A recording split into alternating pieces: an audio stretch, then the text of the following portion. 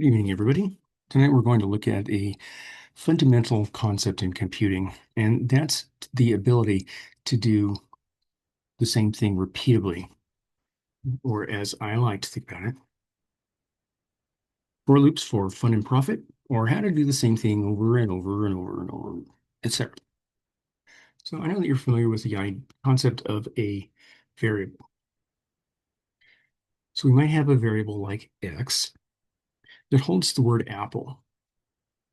And if we were to print that variable, what we're really doing is applying a function called print to that variable x. And the result of that is we get our apple back. Hopefully no surprises there. Now, there are times when we want to be able to do things with multiple items all stored in the same place. For example, we might want to have a fruit bowl with all kinds of fruit in it.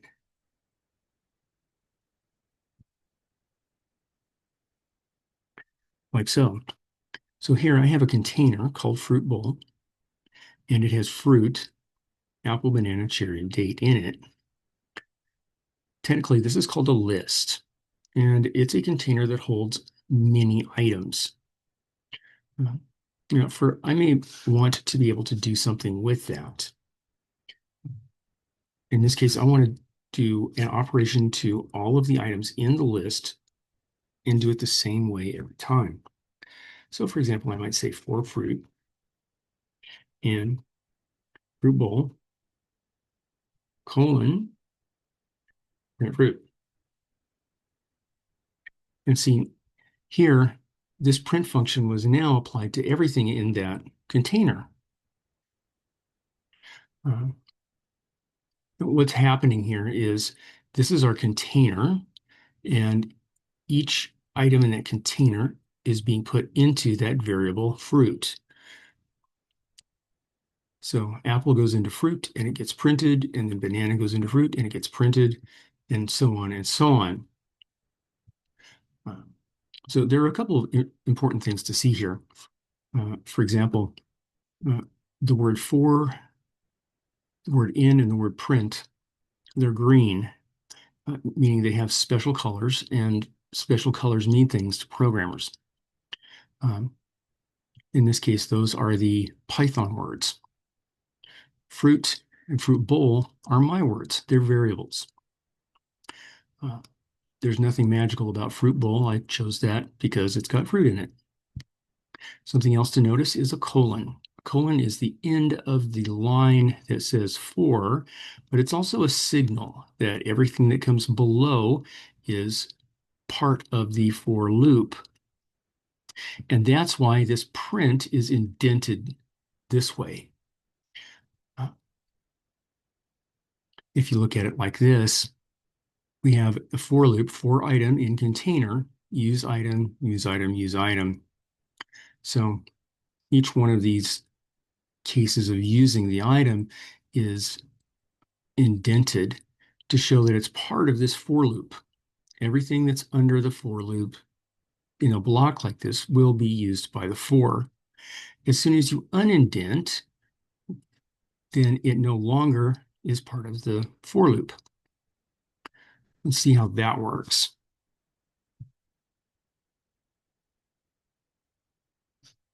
So I'm going to put the fruit bowl back with the print.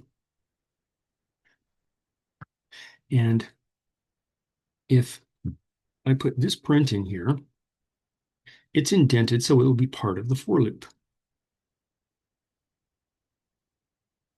Like so. And so in my head, I think to myself, it's going to print a fruit, then it'll print I love Python, and then it'll go back and get another fruit. Let's see what happens.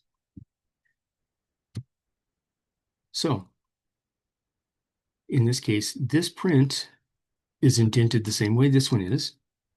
And so they both are part of this for loop. Let's take the same code again.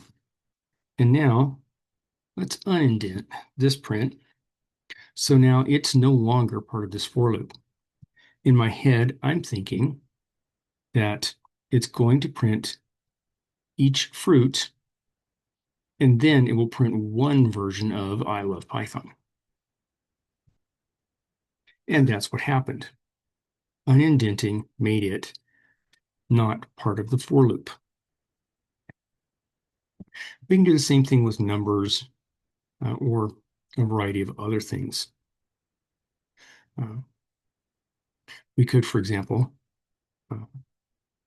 ask for the length of each one of the fruit, like so. So here we have our for loop again. We have our indented print, and now we're using an F string, special formatted string, to print the length of each fruit. That's what this len is here. It means length of the fruit. So watch. So apple goes here, and then the length of apple goes here. And it does the same thing to all of the fruit.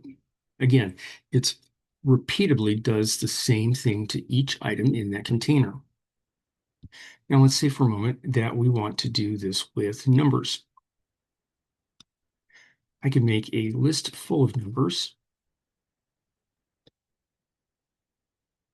Well, I think I can.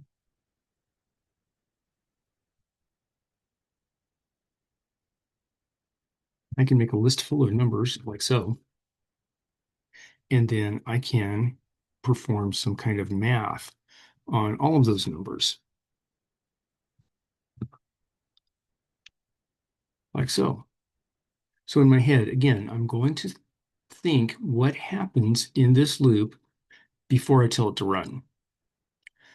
So I think what's going to happen is X is going to get each one of these values.